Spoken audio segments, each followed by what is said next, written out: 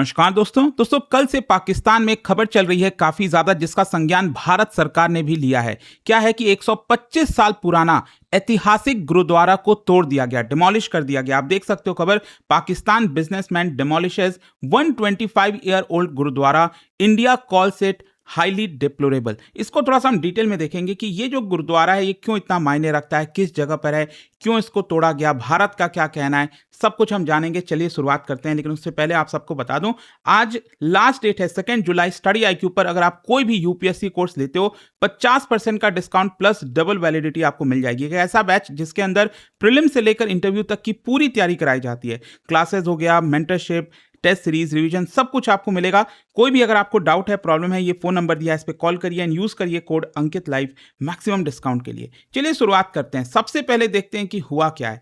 देखिए, पाकिस्तान के पंजाब प्रोविंस में, अगेन थोड़ा सा इस मैप में अगर आप देखोगे तो ये रहा आपका पंजाब प्रोविंस, और सिखिज्म से रिलेटेड ज्यादातर जो गुरुद्वाराज हैं पाकिस्तान के अंदर, जितनी भी चीजें हैं वो आपको ज्यादातर पंजाब में ही देखने को मिलती हैं। तो वहीं पर एक जगह है जिसका नाम है फर्रुखाबाद। अगेन थोड़ा सा अगर आप इस मैप में ध्यान से देखें तो ये आपको सियालकोट दिख रहा होगा, इसके नीचे गुजरनवाला हो गया, फिर उसके जस्ट नीचे यहाँ पर आप देखोगे शेखपुरा, वहीं पर उसी के जस्ट नजदीक में ही यहाँ पर जगह है फर्रुखाबाद, जिसको पहले चुआरकाना मंडी कहा जाता था, चुआरकाना मंडी। तो वहीं पर बताया जा रहा है ये गुरुद्वारा है, दैट इज गुरुद्वारा श्री गुरु सिंह सभा साहिब, और उसी को एक बिजनेसमैन ने, एक लोकल बिजनेसमैन ने डिमोलिश कर दिया, जिसको देखते हुए जो माइनॉरिटी सिख कम्युनिटी है वहां पर वो प्रोटेस्ट करने लग गई। अच्छा, यहां पर जो शेखपुरा डिस्ट्रिक्ट मैंने आपको बताया, वहां पर ये लाई करता है लाहौर से लगभग 70 किलोमीटर नॉर्थ वेस्ट में आपको देखने को मिलेगा। और हिस्टोरिकली अगर आप देखोगे ये one of the most important centre of Sikhism कहा जाता है। मैं आपको बताऊंगा आगे कैसे। यहां पर अगर आप चुआरखाना के इतिहास की बात करें, सिख हिस्ट्री में काफी ज्यादा ये मायने रखता है चुआरखाना। और ऐसा क्यों है? क्योंकि it is associated with Gurdwara Sacha Sauda. I am sure आपने सुना होगा, लेकिन इसके पीछे की स्टोरी क्या है? देखो, सिख ट्रेडिशन में माना जाता है कि जो गुरु नानक जी के पिताजी हैं, उन्होंने गुरु नानक जी को कुछ पैसे दिए थे बिजनेस करने के लिए, प्रॉफिट कमाने के लिए।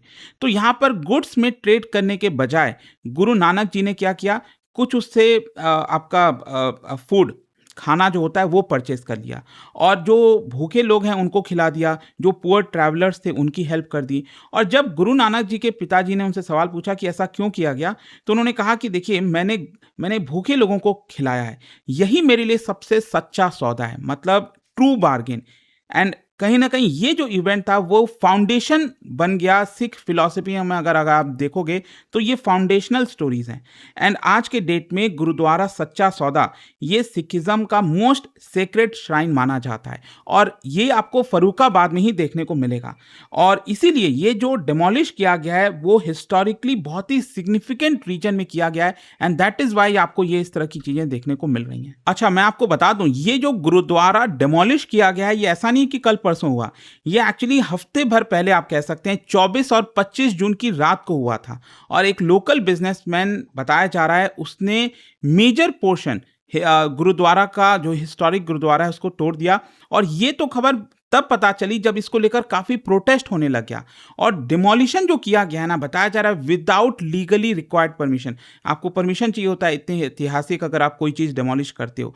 तो ये इंसिडेंट पब्लिक में तभी आता है जब पाकिस्तान में जो सिख कम्युनिटी है वो प्रोटेस्ट करने लगती है। वीडियोज इसके ऑनलाइन सर्कुलेट होने लग जाते हैं कि किस तरह से जो पूरा स्ट्रक्चर है उसको तोड़ा गया है। एंड इमीडिएटली अगर आप देखोगे जो सिख ऑर्गेनाइजेशन है across India, Pakistan, Europe, Canada, सभी लोग इसको कंडेम करते हैं। अगेन इस पिक्चर में आप देख सकते हो, मतलब पूरा का पूरा पत्थरों का ढेर आपको यहां पर देखने को मिलेगा, मतलब खंडहर बना दिया गया एक तरह से। इस तरह से आपको चीजें देखने को मिल रही हैं। अच्छा, ये जो गुरुद्वारा है वो हिस्टोरिकली इतना इंपॉर्टेंट क्यों है?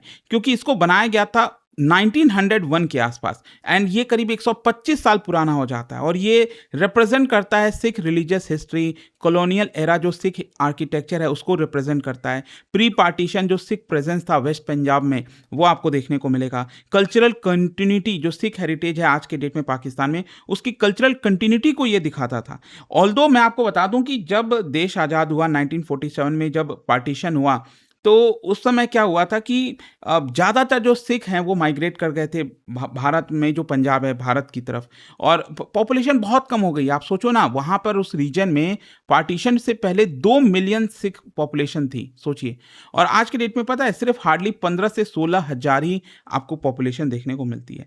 तो 1947 के पार्टीशन के बाद जो है, क्योंकि बहुत ज़्यादा वर्शिपर्स भी नहीं थे बताया जाता है, तो वहाँ पर बहुत ज़्यादा, मतलब ये एक प्रकार से वैसे ही पड़ा हुआ था गुरुद्वारा, वहाँ पर बहुत ज़्यादा वर्शिप होती नहीं थी। अच्छा, गुरुद्वारा को डिमोलिश क्यों किया गया, इसके पीछे का कारण क्या है? देखो, अभी एग्जैक्ट मोटिव नहीं पता चला है। पाकिस्तान का कहना है कि हम इन्वेस्टिगेशन कर रहे हैं, लेकिन जो बिजनेसमैन है उसने यहाँ पर इसको तोड़ा है, ये कंफर्म है। लीगल प्रोसीजर्स को इग्नोर किया गया है और नो ऑब्जेक्शन सर्टिफिकेट ऑब्टेन नहीं किया गया। कुछ लोकल रिपोर्ट्स में बताया जा रहा है कि जो लोकल रेसिडेंट्स हैं वहाँ पर, वो आर्गुमेंट ये देते हैं कि जो स्ट्रक्चर है वो अबैंडन है कई दशकों से, वहाँ पर कोई जाता नहीं था। कमर्शियल स्टैब्लिशमेंट आसपास आ गए थे, जिसकी वजह से यहाँ पर गुरुद्वारा की वजह से दिक्कत होती थी। एंड कहीं ना कहीं इसको लेकर पहले से कुछ प्लानिंग चल रही होगी कि इसको डिमोलिश किया जाएगा।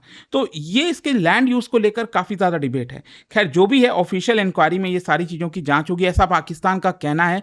लेकिन भारत ने इसका संज्ञान लिया है। भारत की जो मिनिस्ट्री ऑफ एक्सटर्नल अफेयर्स है, उन्होंने बहुत ही स्ट्रांग स्टेटमेंट जारी किया है। हमारे जो स्पोक्स पर्सन है रणधीर जायसवाल, उन्होंने कहा it is a highly deplorable and targeted act of vandalism. Bharat ने डिमांड किया है पाकिस्तान से कि डिमोलिशन को प्रॉपरली इन्वेस्टिगेट किया जाए, जो भी रिस्पॉन्सिबल है उनको पकड़ा जाए, प्रोसिक्यूट किया जाए, गुरुद्वारा को वापस से रिस्टोर किया जाए, इंश्योर किया जाए जो सिख रिलीजियस साइट्स हैं बाकी जगहों पर वो सेफ रहें, और साथ ही साथ जो माइनॉरिटी कम्युनिटीज हैं उनको प्रोटेक्ट करना, प्लेसेस ऑफ वर्शिप को प्रोटेक्ट करना, ये आपकी जिम्मेदारी है। यहां पर भारत ने यह भी कहा इट इज अनफॉर्चुनेटली, मतलब ये कोई आइसोलेटेड इंसिडेंट नहीं है, ये भारत ने बताया। ये इस तरह के सिमिलर रिपोर्ट्स लगातार, कभी हिंदू टेंपल को तोड़ देना, मतलब यहां पर सिस्टमिक तरीके से रिलीजियस माइनॉरिटीज को टारगेट किया जा रहा है, उनके प्लेसेस ऑफ वर्शिप्स को टारगेट किया जा रहा है, और पाकिस्तान सरकार कुछ नहीं कर रही है। खैर, इसको लेकर पाकिस्तान का क्या रिस्पॉन्स आया? पाकिस्तान की जो पंजाब गवर्नमेंट है, उन्होंने कहा है कि ये जो क्रिटिसिज्म है वो सही नहीं है, क्योंकि पंजाब के minority affairs minister Ramesh Singh Arora वो तुरंत साइट पर गए, सिख रिप्रेजेंटेटिव से मिले, कंफर्म किए कि हाँ, यहाँ पर डिमोलिशन हुआ है और रिकंस्ट्रक्शन कराया जाएगा। ये पाकिस्तान की सरकार कह तो रही है कि हम रिकंस्ट्रक्शन कराएंगे, लेकिन क्या आपको लगता है, क्योंकि उससे बहुत अच्छा खासा खर्चा आता है, इन्वेस्टिगेशन ऑर्डर किया गया है, तो प्रोविंशियल गवर्नमेंट ने अश्योर किया है कि जो भी रिस्पॉन्सिबल होगा इसके लिए वो हम फिक्स करेंगे प्रॉपर इंक्वायरी के बाद। अच्छा, इन सारी चीज़ों के बीच एक बोर्ड है वो काफ़ी नज़रों में रहता है, that is evacuee trust property board. ये बहुत ही इंपॉर्टेंट इंस्टीट्यूशन है पंजाब में, जो माइनॉरिटी रिलीजियस इंस्टीट्यूशंस हैं उनको प्रोटेक्ट करने के लिए। क्यों? क्योंकि पार्टीशन के बाद 1947 में इसको बनाया गया था, जब मिलियंस माइग्रेट किए थे और ज़्यादातर मुस्लिम्स जो हैं बहुत सारे वो पाकिस्तान चले गए, वहाँ से हिंदूज और सिख भारत की तरफ आ गए, और इसी की वजह से पाकिस्तान में बहुत सारे टेम्पल्स वगैरह तो वहीं पर थे, गुरुद्वाराज वहीं पर थे, thousands of temples, gurdwaras, religious schools, dharamshalas, agriculture lands, वो वहीं पर था। तो यहां पर उसको मैनेज करना था, तो पाकिस्तान ने ईटीपीबी, इवैक्यू ट्रस्ट प्रॉपर्टी बोर्ड को बनाया, और इसका मेन रिस्पॉन्सिबिलिटी क्या थी इनकी कि Sikh gurdwaras, Hindu temples, religious land, pilgrims facilities, इन सबको मैनेज किया जाए। और जो मेजर श्राइन्स अगर आप देखोगे ईटीपीबी के अंदर जो आता है वो है गुरुद्वारा दरबार सिंह करतारपुर साहिब करतारपुर, और इसके अलावा गुरुद्वारा पंजा साहिब हो गया, ननकाना साहिब हो गया, गुरुद्वारा सच्चा सौदा हो गया। तो भारत ने क्वेश्चन किया है कि आपने इंस्टीट्यूशन तो बना दिया है, लेकिन क्या ये प्रॉपरली उसको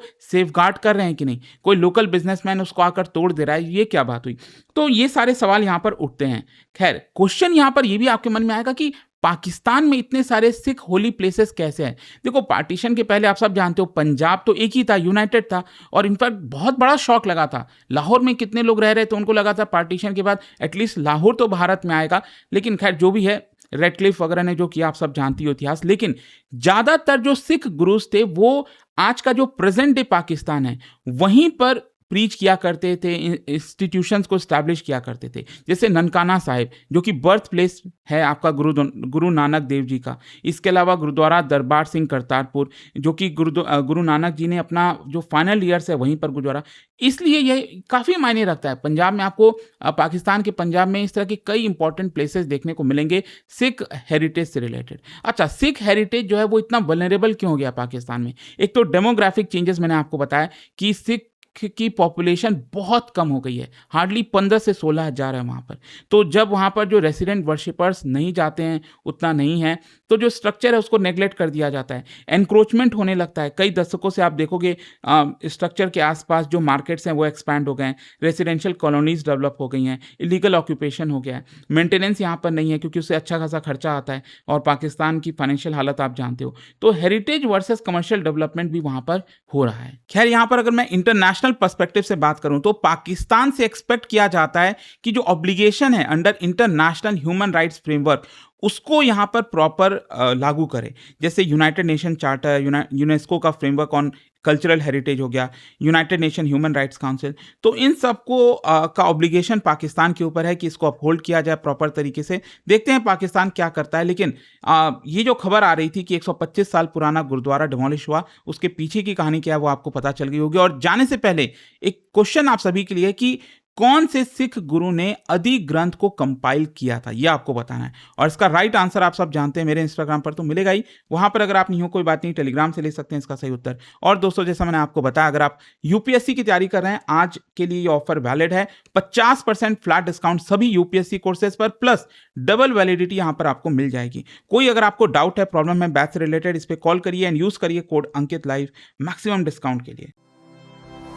स्टडी IQ IAS, आपका सिलेक्शन हमारा मिशन।